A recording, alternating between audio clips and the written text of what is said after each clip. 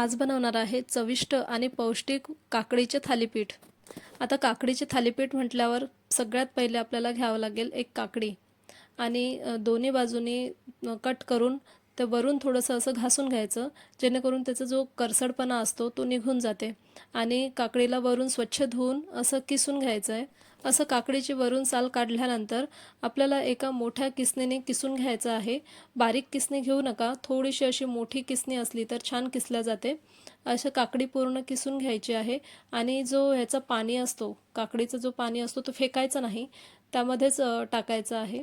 काकडी एक पूर्ण किसून घेतली आहे, त्यात टाकायचं आहे एक मोठा कप गव्हाचं पीठ, अर्धा कप बेसन पीठ घेतलेलं आहे मी। आता यात अर्धा कप तांदळाचं पीठ टाकलेलं आहे मी आणि तुम्हाला हवं तर तुम्ही कुठलंही पीठ यात टाकू शकता, ज्वारीचं पीठ, नाचणीचं पीठ सुद्धा यात टाकू शकता। त्यानंतर लाल तिखट घालायची आहे, हळद टाकायची आहे 1 चम्मच लाल तिखट आणि धने जिरे पूड टाकायची आहे आणि त्यासोबतच तीळ टाकायचे आहे। मी इथे 3 चम्मच तीळ घेतलेले आहे आणि चवीनुसार मीठ टाकायचं आहे यात आपल्याला। आता एक बारीक चिरलेला कांदा कापून यात टाकायचा आहे, त्यानंतर बारीक चिरलेली कोथिंबीर टाकायची आहे। आता तुम्ही थालीपीठामध्ये कुठलीही भाजी किसून टाकू शकता, खूप छान लागते आणि पौष्टिक सुद्धा बनते।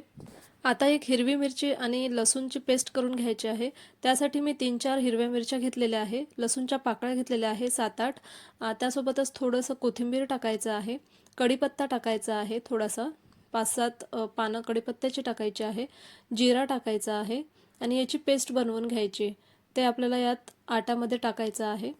आता ही जी पेस्ट तयार केलेली आहे ते आपण थालीपीठाच्या या मिश्रणामध्ये टाकायचं आहे। यात मला असं हिरव्या मिरच्या बारीक करून टाकायच्या होत्या, त्यामुळे मी लाल तिखट थोडी कमीच घातलेली आहे।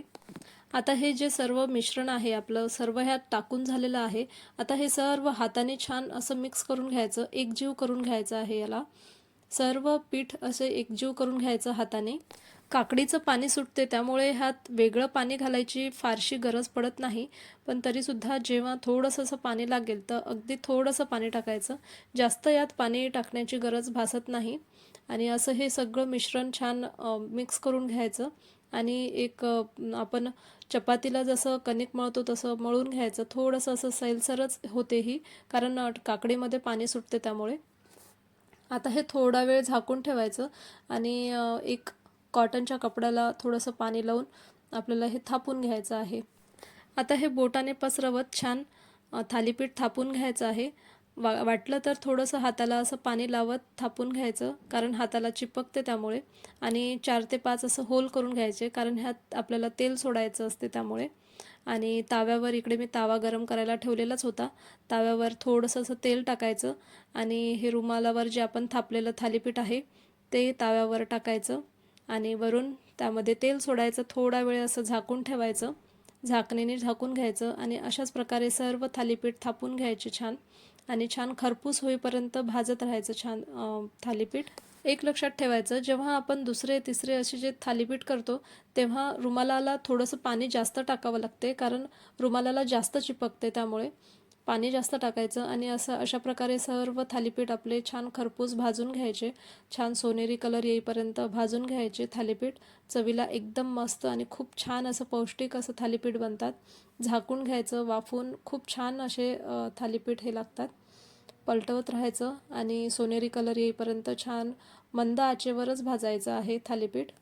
एखाद्या वेळेस भाजी करायचा कंटाळा आला तर असं थालीपीठ करायचं आणि कोणत्याही चटणीसोबत हे थालीपीठ खूप छान लागतं आणि दहीसोबत सुद्धा खूप छान लागते हे थालीपीठ आणि लोणच्यासोबत सुद्धा तुम्ही खाऊ शकता। तुम्ही पण हे थालीपीठ एकदा नक्की ट्राय करा आणि मला कमेंट करून सांगा तुमचं थालीपीठ कसं झालं ते।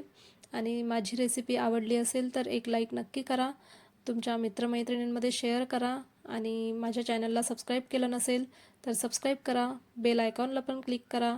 चला भेटूया नेक्स्ट व्हिडिओमध्ये, तोपर्यंत हेल्दी रहा, हेल्दी खा। Bye bye.